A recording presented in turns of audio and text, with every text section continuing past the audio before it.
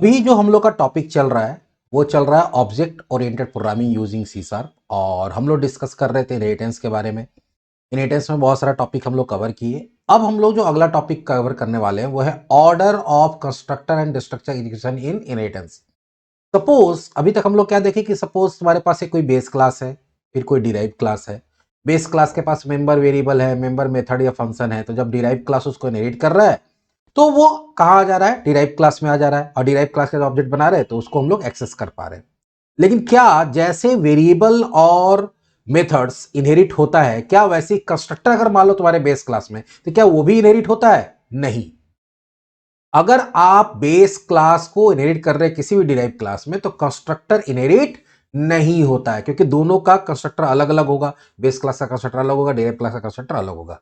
लेकिन इसमें एक लेकिन यह है कि अगर आप डिराइव क्लास का ऑब्जेक्ट बनाते हैं तो क्या बेस क्लास का भी कंस्ट्रक्टर कॉल होता है? हाँ होता है। क्यों होता है? रीजन समझिए। आप डिराइव क्लास का जो ऑब्जेक्ट बना रहे हैं तो उसमें मेंबर्स कौन किसका आ रहा है? डिराइव क्लास का आ रहा है, प्लस बेस क्लास का भी आ रहा। तो जैसे कोई भी क्लास का ऑब्जेक्ट बनाते हैं तो उसका मेंबर इनिशियलाइज होता है। तो मेंबर जब इनिशियलाइज होगा तो डिराइव क्लास का मेंबर इनिशियलाइज तो होगा, साथ ही साथ तुम्हारा बेस क्लास का भी मेंबर इनिशियलाइज होगा, क्योंकि डिराइव क्लास में मेंबर किसका? बेस और डिराइव दोनों का है, तो इनिशियलाइजेशन तो दोनों का होगा।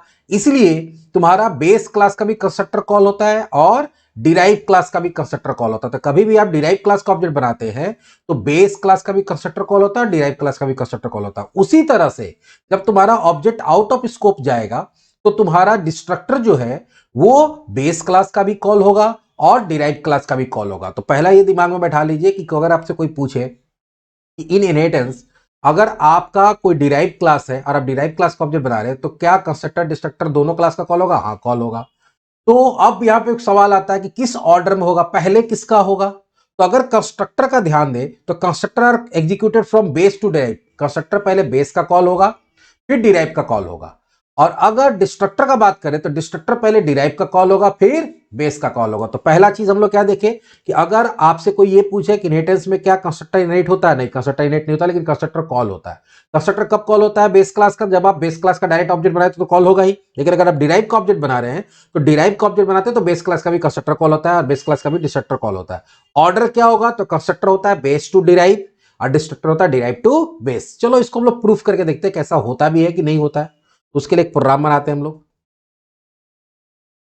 यहां पे हम लोग बना रहे हैं यूजिंग सिस्टम पब्लिक क्लास मान लो ए बना लिए, और इसके पास सिर्फ एक कंस्ट्रक्टर बनाते हैं पब्लिक ए, जिसके पास एक मैसेज होगा जिससे आपको पता चले कि कॉल हो रहा है कि नहीं। कंसोल डॉट राइट लाइन, और यहां देते हैं UNSTRUC कंस्ट्रक्टर ऑफ ए। ठीक है, उसके बाद बनाते हैं क्लास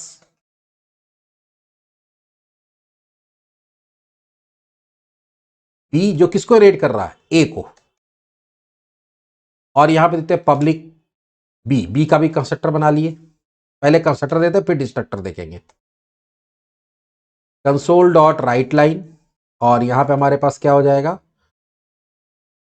कंस्ट्रक्टर ऑफ बी। अब एक और क्लास बनाते हैं जहां पे हम लोग ऑब्जेक्ट बनाएंगे ए और बी दोनों का।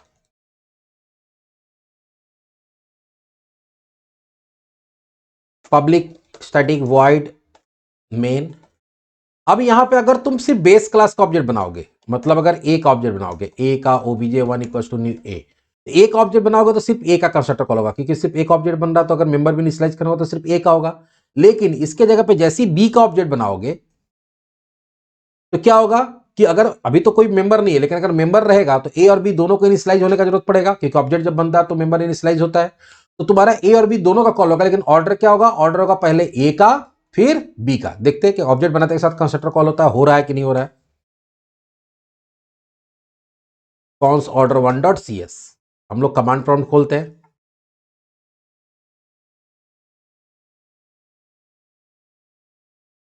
D program slash C sharp.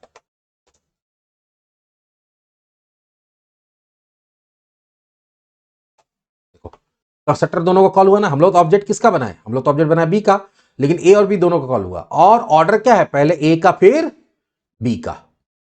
इसी तरह से अगर डिस्ट्रक्टर है तुम्हारे पास, ए का भी डिस्ट्रक्टर है जिसके अंदर लिखा हुआ है डिस्ट्रक्टर ऑफ ए,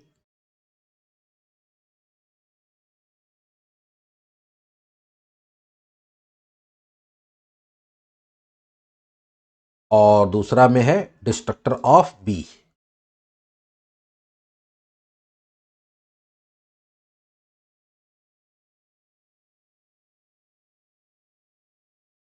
ठीक है, अब इसको रन करा के देखते हैं। तो यहां पे देखो ए के पास कंस्ट्रक्टर डिस्ट्रक्टर है, बी के पास भी कंस्ट्रक्टर और डिस्ट्रक्टर है।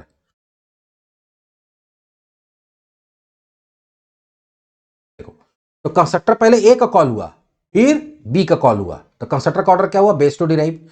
लेकिन अगर डिस्ट्रक्टर देखोगे तो पहले बी का कॉल हुआ, फिर किसका कॉल हुआ, ए का, तो डिस्ट्रक्टर क्या हुआ, बेस टू डिराइव। अभी तो सिंगल इनहेरिटेंस था, अगर मल्टी लेवल इनहेरिटेंस होगा तब उसमें क्या ऑर्डर होगा, तो ऊपर से चलेगा, सबसे पहले ग्रैंडफादर, फिर फादर, फिर चाइल्ड, और जब नीचे से जाएगा तो पहले चाइल्ड, फिर फादर, फिर ग्रैंडफादर। जैसे इन केस एक क्लास और बना लेते हैं इसमें हम लोग।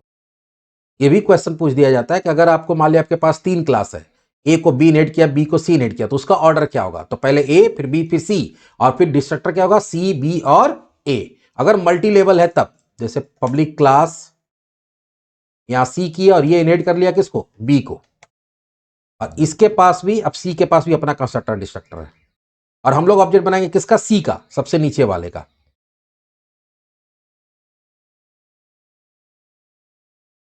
तो अगर ए का ऑब्जेक्ट बनाएंगे तो ए का कंस्ट्रक्टर डिस्ट्रक्टर कॉल होगा, बी का ऑब्जेक्ट बनाएंगे इसमें तो ए और बी का होगा, और सी का बनाएंगे तो ए बी सी तीनों का होगा। ऑर्डर क्या होगा, कंस्ट्रक्टर होगा बेस टू डिराइव, और डिस्ट्रक्टर होगा डिराइव टू बेस। अभी देखो हम लोग सी का ऑब्जेक्ट बनाते हैं, कंपाइल करते, रन कराते हैं। देखो, ए का, बी का, सी का, और डिस्ट्रक्टर कैसे हुआ, सी, बी और ए का। एक real life implementation, real life मतलब नॉर्मल कुछ डेटा वोटा डाल के वेरिएबल वगैरह बना के देखते हैं कि इनिशियलाइजेशन होता है कि नहीं होता है। तो चलो हम लोग क्या कर रहे हैं, इसी को सेव एज करते हैं,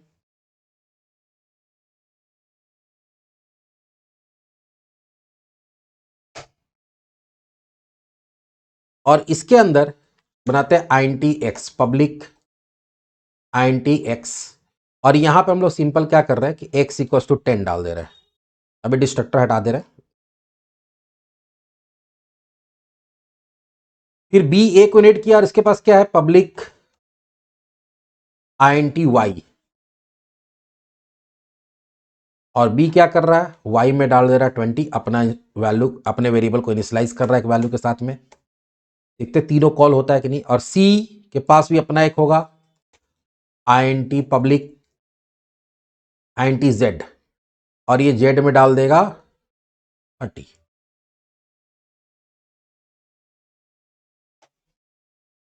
और यहां ऑब्जेक्ट किसका बना रहे हैं, सी का, और हम लोग क्या कर रहे हैं, तीनों का वैल्यू प्रिंट करते हैं, कंसोल डॉट राइट लाइन, पहले एक्स, सी डॉट एक्स, क्योंकि यहां पे एक्स कैसे आएगा, मल्टी लेवल है तो एक्स आ जाएगा बी में, तो बी के पास एक्स वाई हो गया, अब बी को इनेट करा सी, तो एक्स वाई ऊपर से आ गया, इसके पास जेड, तो सी का ऑब्जेक्ट में तीनों आ जाएगा, और तीनों में अपना वैल्यू भी होगा। क्यों, क्योंकि जब हम लोग सी का ऑब्जेक्ट बनाए तो ए का भी कंस्ट्रक्टर कॉल हुआ, जो ए अपना मेंबर को इनिशियलाइज कर दिया, बी का भी कंस्ट्रक्टर कॉल हुआ, बी अपने वाले को इनिशियलाइज कर दिया, और सी का भी कॉल होगा क्योंकि सी अपना इनको इनिशियलाइज करना होगा। चलो X, Y and C dot X, C dot Y और सी डॉट जेड। देखते हैं कि तीनों में वैल्यू दिखा रहा है कि नहीं दिखा रहा है। कौन order two, C does not exist, C क्यों नहीं है, क्योंकि सी सी सी सी सी, अच्छा सॉरी, यहाँ ओबीजे है, तो हम लोग सी कहां से होगा, OBJ dot C, OBJ dot X, sorry OBJ dot Y और ओबीजे डॉट जेड।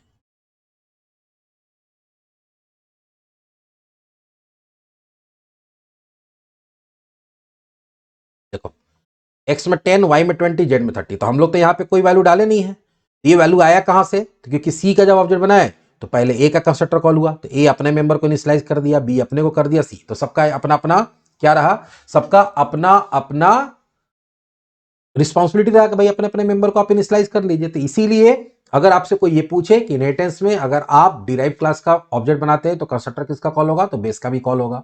इस ऑर्डर में होगा तो कंस्ट्रक्टर बेस टू डिराइव होगा, और डिस्ट्रक्टर कैसे होगा, डिराइव टू बेस होगा। जब हमारा काम खत्म होगा, ऑब्जेक्ट आउट ऑफ स्कोप जाएगा तो डिस्ट्रक्टर कॉल होगा, डिस्ट्रक्टर कॉल होगा तो क्या होगा, डिराइव टू बेस चला जाएगा। तो चलिए ये भी एक टॉपिक देख लिए हम लोग कि order of invocation of constructor and destructor in inheritance. अगला जो टॉपिक होगा हमारा होगा बेस कीवर्ड। ये भी बहुत इंपॉर्टेंट है बेस कीवर्ड, उसको हम लोग अगले टॉपिक में कवर करते हैं, अगले वीडियो में कवर करते हैं। चलिए मिलते हैं नेक्स्ट वीडियो में।